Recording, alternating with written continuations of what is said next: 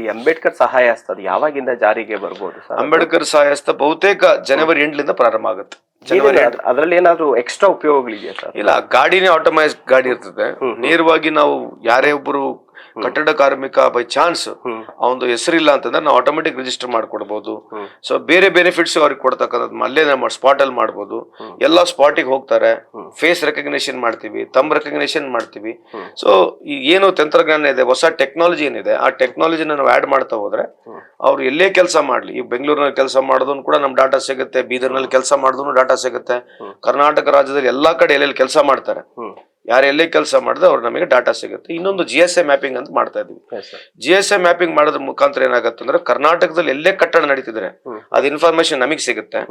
ಆ GSA mapping ಮಾಡಿದ್ರೆ ನಮ್ಮ ಆದಾಯನೂ ಜಾಸ್ತಿ ಆಗುತ್ತೆ. ಈಗ ನಮ್ದೇನು 1,000ಕ್ಕೂ ಚಿಲ್ಲರೆ ನಮ್ಮ ಆದಾಯ ಇದೆ, ಅದು 2,000 ಹೋಗ್ತಕ್ಕಂಥ ಸಾಧ್ಯತೆನೂ ಇದೆ. 2007ನೇ ಇಸ್ವಿಯಿಂದ ಇಲ್ಲಿವರೆಗೆ 2007ನೇ ಇಸ್ವಿಯಿಂದ ಇಲ್ಲಿವರೆಗೆ ಏನು ನಮ್ಮಲ್ಲಿ ಆದಾಯ ಸಿಗ್ಬೇಕಾಗಿತ್ತು ಅಷ್ಟು ಮಟ್ಟಿಗೆ ನಮಗೆ ಆದಾಯ ಸಿಕ್ಕಿಲ್ಲ ಅಂತ ನಾನು ಭಾವಿಸ್ತಾ ಇದ್ದೇನೆ. ಹಂಗಾಗಿ ಮತ್ತೆ ಅದನ್ನ ರೀಕನ್ಸಿಲೇಷನ್ ಕೂಡ ಮಾಡ್ತೀವಿ. ರೀಕನ್ಸಿಲೇಷನ್ ಮಾಡ್ಬಿಟ್ಟು ನಾವು ಯಾರ್ಯಾರು ನಮಗೆ ತಕ್ಕ ಮಟ್ಟ ಯಾರು ಸೆಸ್ ಕೊಡ್ಬೇಕಾಗಿತ್ತು ಅಷ್ಟು ಸೆಸ್ ಕೊಟ್ಟಿದ್ರಲ್ಲ ಕೂಡ ಚೆಕ್ ಮಾಡ್ತೀವಿ. ಈ ಅಂಬೇಡ್ಕರ್ ಸೇವಾ ಕೇಂದ್ರ ಅಂತ ಏನಿದೆ, ಈ ಅಂಬೇಡ್ಕರ್ ಸೇವಾ ಕೇಂದ್ರ 43 ಸೆಕ್ಟರ್ಗಳಲ್ಲಿ ಪ್ರಾರಂಭ ಮಾಡ್ತೀವಿ.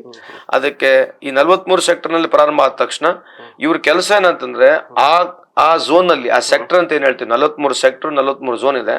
ಆ ಝೋನ್ ಅಲ್ಲಿ ಇರ್ತಕ್ಕಂಥ ಕಟ್ಟಡ ಕಾರ್ಮಿಕರ ಮನೆಗೆ ಹೋಗಿ ಅವ್ರು ಚೆಕ್ ಮಾಡ್ಬೇಕು. ಕರ್ಣನ್ ಪಟ್ಟು ಸೆಂಟರ್ ಹರಿದ ಹಳೆ ರೇಷ್ಮೆ ಜರಿ ಸೀರೆಗಳಿದ್ರೆ ಬಿಸಾಕಬೇಡಿ, ಇವರಿಗೆ ಕೊಟ್ರೆ ಸ್ಪಾಟ್ ಅಲ್ಲೇ ಕೈ ತುಂಬಾ ದುಡ್ಡು. ಇನ್ನು ಡೀಟೇಲ್ಸ್ ಬೇಕು ಅಂದ್ರೆ 6380413916 ಈ ನಂಬರ್ಗೆ ಕಾಲ್ ಮಾಡಿ.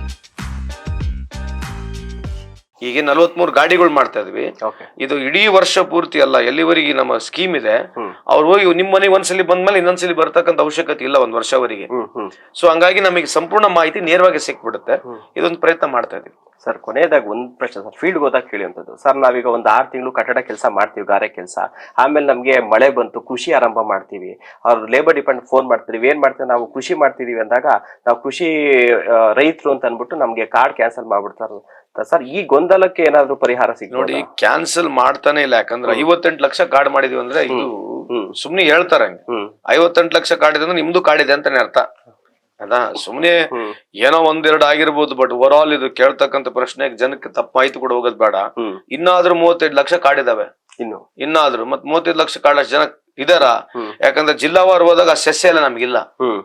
ಈಗ ಮೊನ್ನೆ ನಾವು ಬೆಂಗಳೂರಿನಲ್ಲಿ ಒಂದು ಕಟ್ಟಡದಲ್ಲಿ ತೀರೋದ್ರು, ಅದ್ರ ಒಬ್ರು ಕನ್ನಡಿಗಲ್ಲ ಇರಬಾರ್ದು. ಅಂದ್ರೆ ಮೈಗ್ರೆಂಟ್ ಲೇಬರ್ಸ್ ಕೂಡ ಬೇರೆ ಸ್ಟೇಟ್ ಇಂದಾನೆ ಜಾಸ್ತಿ ಬರ್ತಾ ಇದಾರೆ.